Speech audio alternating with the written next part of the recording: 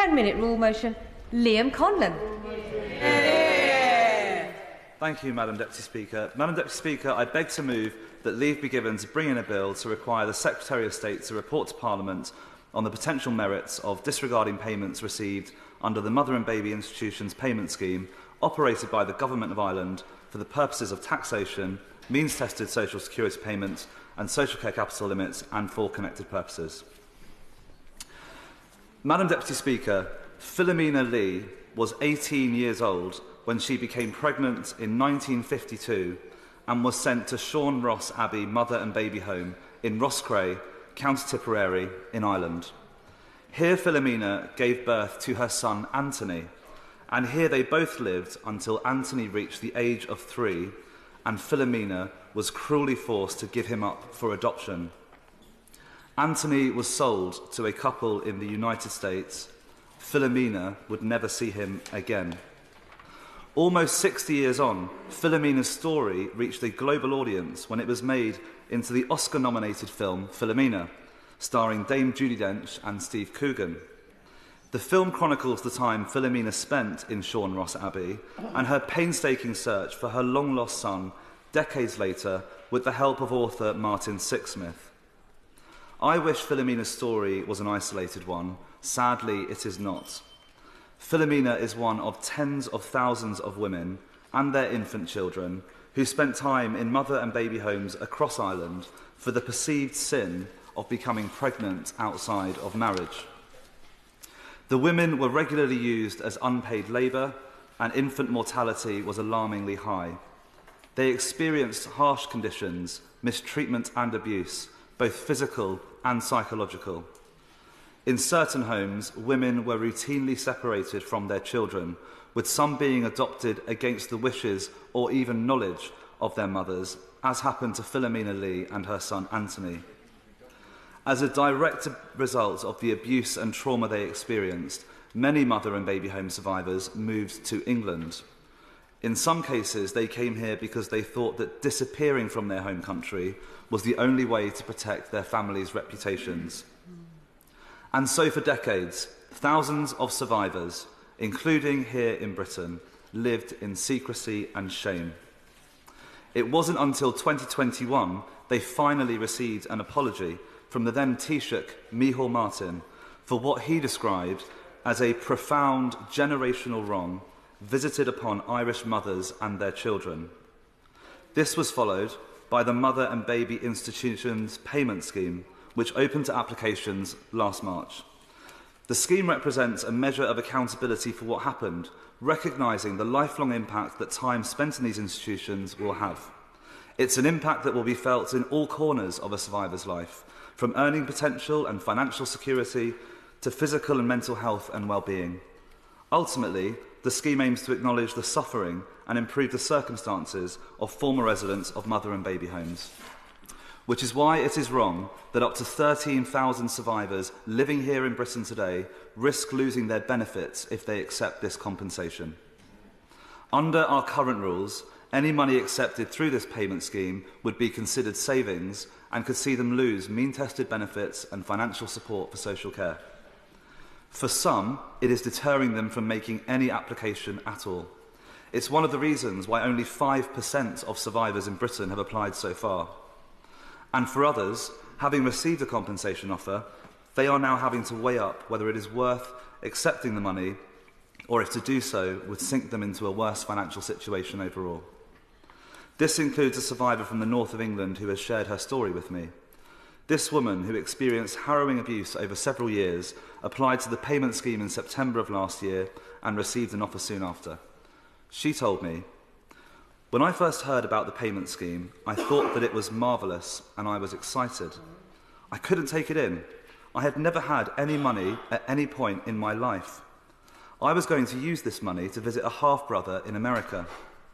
He had been born less than 16 miles away, but I did not know that him or his brother and sister existed until we did some family tracing. It would have been lovely to meet him, but I do not feel that I can use the money for this as my benefits would be affected."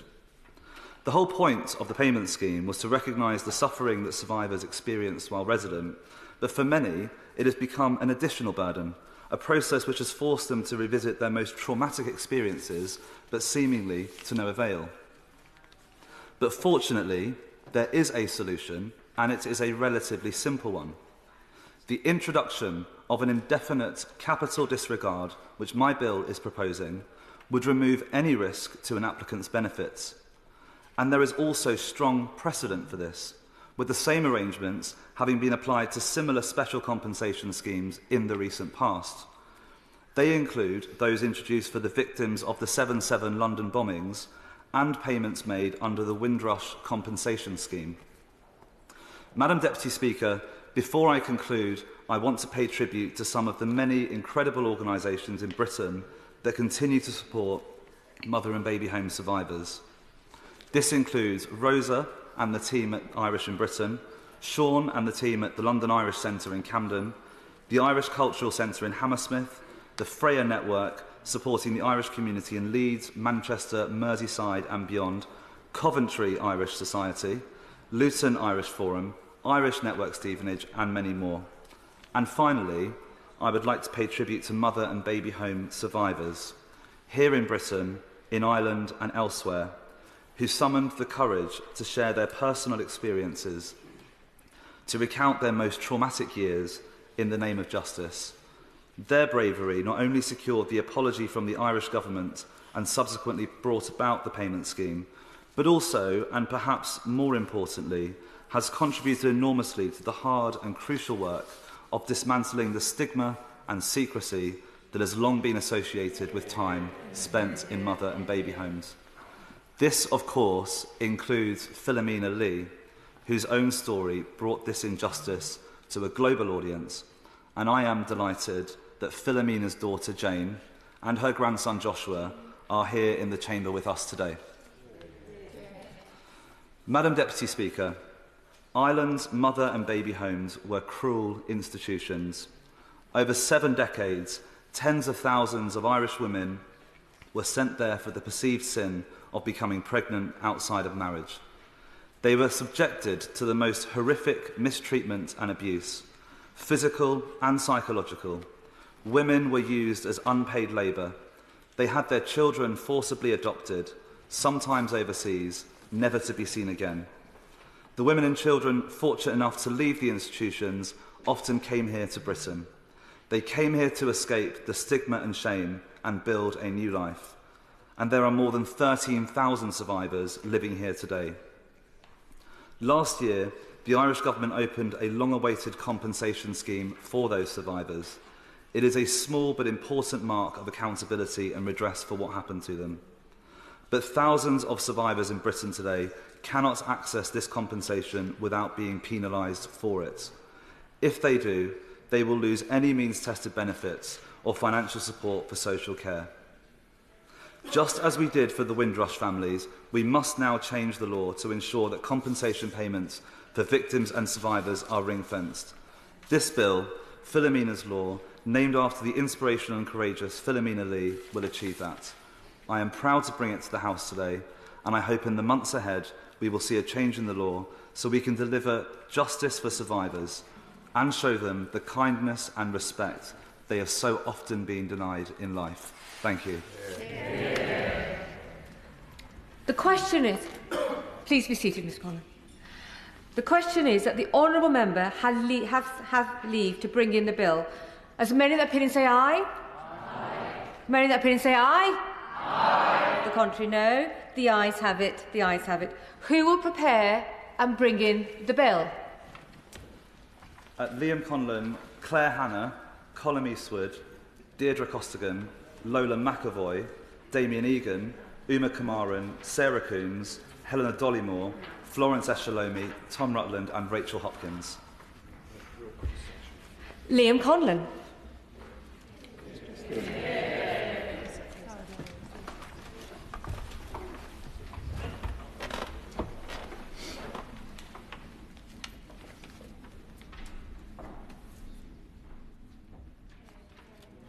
Very steady, very steady.